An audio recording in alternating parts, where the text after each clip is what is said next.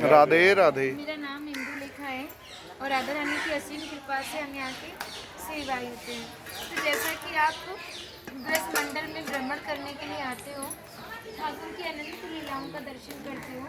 भांडी वन में उनकी अनेक लीलाएं हैं, लेकिन जो प्रथम लीला है वो राधा रानी के विवाह की है, जिसके लिए श्री धाम भांडी वन में विख्यात हुआ। लेकिन सनातन धर्म में श्रीमद् भागवत जी को सबसे बड़ा ग्रंथ माना जाता है। जब आप उसका या श्रवण करेंगे तो आपको ज्ञात होगा कि पूर्ण श्रीमद् भागवत जी में राधा रानी का कहीं नाम नहीं है। नाम नहीं है तो विवाह का प्रमाण भी नहीं दिया। लेकिन जिस भांडे वट के नीचे आप खड़े हो, इसका प्रमाण श्रीमद् भागवत जी में एक श्लोक आता है कि बृहंतो बाहि मानस्य चार यंत्रस्य भोजनम भांडीकम नाम बटम जम्बू कृष्णा प्रोगमा।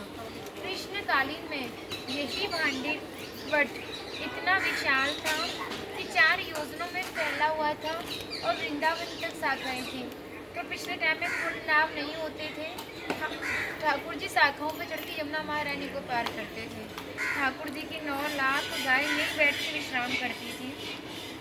तो माताएं जो भी प्रसादम में रखती थी, सभी एकत्रित होकर दोपहर का भोजन लेते थे।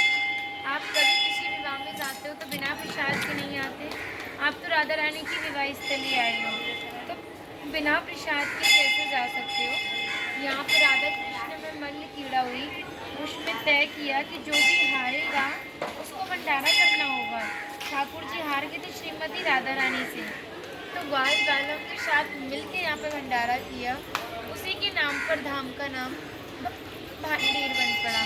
यहाँ पर भंडारे का सबसे बड़ा विशेष बल माना जाता है। अधिकांश भक्तों के मन में होता है कि जहाँ पे ठाकुर जी ने भंडारा किया वहाँ पर हम भी करें। जो पूर्ण सक्षम होते हैं वो करते हैं, जो नहीं है वो सामर्थ्य के अनुसार योगदान करते हैं। जैसे कि आज यहाँ पर संतों का भोजन है 1 बजे से। यहाँ पर ठाकुर जी ने ब्रजवासियों से मांगी पाई, जिसका नाम दिया मधुकरी, जो कि आज भी संत ब्रजवासियों से भिक्षा कर जो भोजन मांग के पाते उसी को मधुकरी कहते हैं। तभी शास्त्र में बताया कि जब तक ब्रजवासी की कृपा नहीं होगी, ठाकुर की कृपा बड़ी दूर की है। शहर में प्रथम ब्रजवासी की कृपा होना जरूरी है, जब भी ठाकुर जी कृपा करते हैं। राधा रानी ने श्री राम भांडीर वन के बारे में कहा कि जो भी भक्त गुप्त वृंदावन आएगा वो मोक्ष को प्राप्त होगा।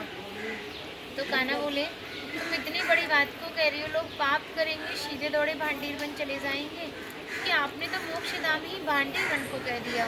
तब राधा रानी ने कहा, नहीं कान्हा, जिसके ऊपर हमारी विशेष कृपा होगी, जिसके प्रति हमारा भक्ति भाव सच्चा होगा, भक्त विवाह में उपस्थित होगा, वो भक्त कई बार वृंदावन आएगा, जाके गुप्त वृंदावन आएगा और डायरेक्ट नहीं आएगा, बीच में माध्यम जरूर रहेगा।